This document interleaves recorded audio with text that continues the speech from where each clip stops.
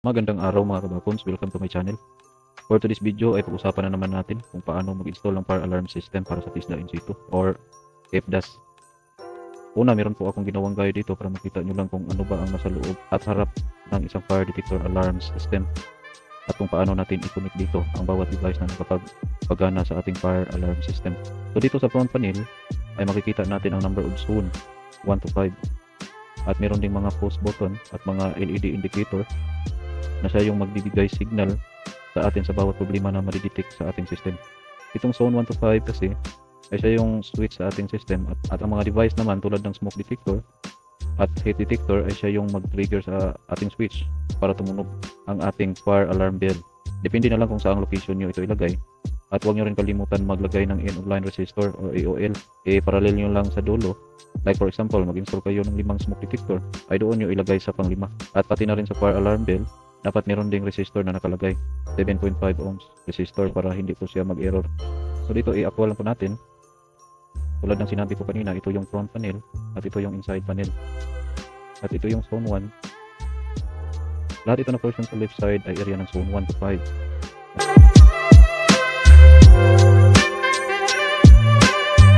Sa kabila naman sa right side ay dito natin makikita ang SMDR or sounder.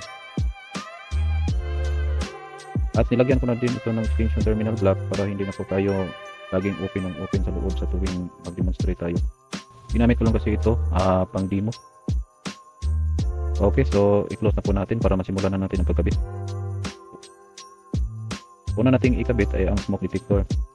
Dito natin ilagay sa zone 1. Okay, buksan po natin para makita nyo. Ang trabaho lang naman ng resistor ay siya yung mag-supervise sa ating linya. Okay, takpan na po natin at i-install na natin. Ito po ang nasa loob. Merong L1 positive at LC negative. Kung makikita nyo sa diagram, merong L1 at LC. Yung L1 ay yung positive at ang LC naman ay yung common or negative. Dito sa terminal block, ilagay lang natin sa zone 1 ang smoke detector.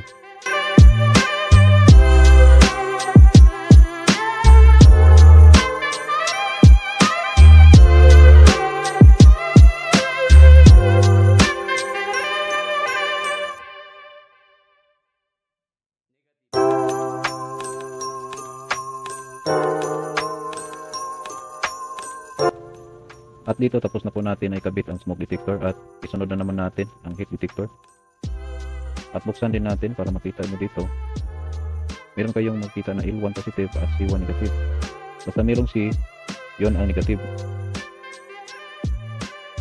At dyan nyo rin ilalagay ang inyong EOL or end-of-line resistor mga 7.5 ohms.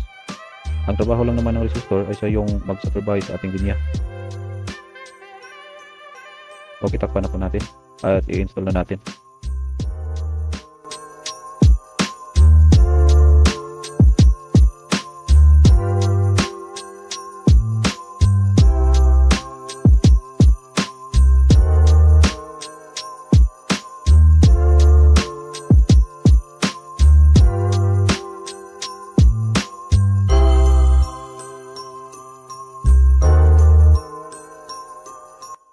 Ngayon, dito na naman natin ilagay sa zone 2. Okay, tapos na natin na-install ang heat detector. Sunod na naman natin i-install ay ang manual pause switch. At dito ay ganun pa rin ang inyong makita. Merong L1 positive at C1 negative. Kapag nakita nyo na talaga na merong tunog, saka nyo na pwede itong i-pause para mag-alarm po ang ating fire alarm bell. At ngayon, dito natin ito ilagay sa zone 3.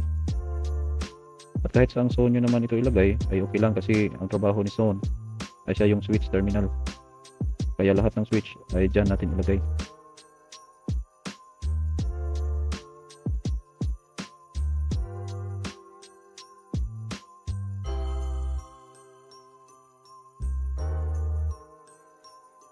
Okay, tapos na po tayo sa mga switch. Sunod naman natin ay ang fire alarm bell. Kung makikita natin, meron kung SNDR1, SNDR2 at SNDR3. Diyan natin ikabit ang fire alarm bell. Kahit saan dyan ay okay lang. Huwag rin ninyo kalimutan maglagay ng EOL or end of line resistor sa dulo. hindi ko na maipakita dito kasi wala po akong resistor dito.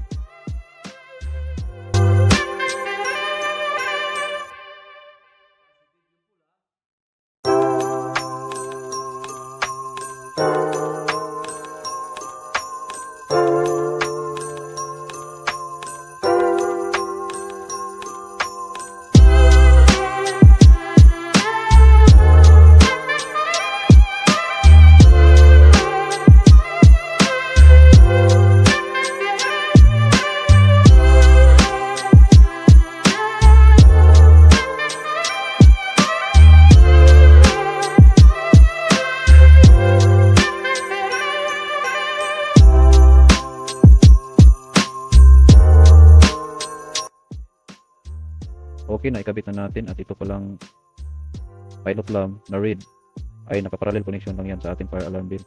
Makikita nyo naman sa diagram mga kabakons.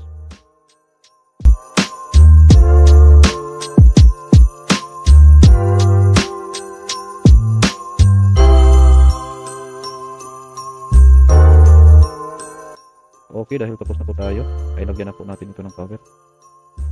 Kung makikita nyo, meron ditong ECN terminal para sa 220 volt at dalawang switch para sa AC switch at sa DC switch galing sa battery. At kung tapos na natin mag switch on sa loob, meron din itong key switch, dagdag safety ng panel.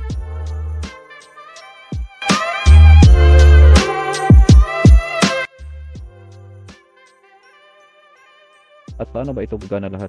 At paano natin malalaman dito sa front panel indicator kung mayroong mga connection error? Okay, testing na natin. Ang gawin natin ay pause lang natin ng 2 beses ang manual test button. Unang pindot ay hintayin niyo muna na mayroong tutunog na parang click sound bago nyo pindutin ulit sa pangalawang beses. Then kapag tumunog na, tapos gusto nyong pahintuin ang alarm, pindutin nyo lang ang reset para huminto ang tunog. Okay, unahin natin ang smoke detector. Ang smoke detector ay nasa zone 1. Okay, press lang natin.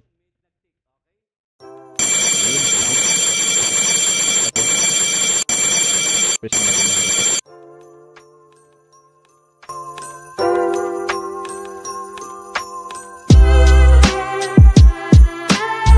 Okay, ganun pa rin. Isunod natin si heat detector.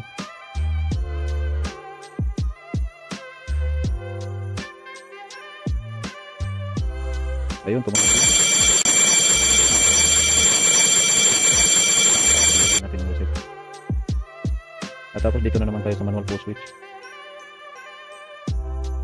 Nakalagay ito sa zone 3. Okay, ganun pa rin. Press din natin ang 2 beses yung manual test button. Okay, tumakas din. Okay, so ganyan lang po ang pag-testing ng ating fire detector alarm system. At kung halimbawa naman ay nasa labas ka tapos nakikita mo na mayroong sunog, tapos ito ay kadalasan naka-install ito sa entrance,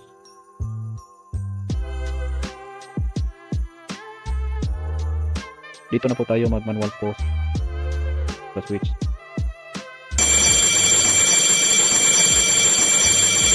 Tapos pindutin natin yung alarm, yung manual reset natin dito bago natin i-reset doon mismo sa kanyang panel.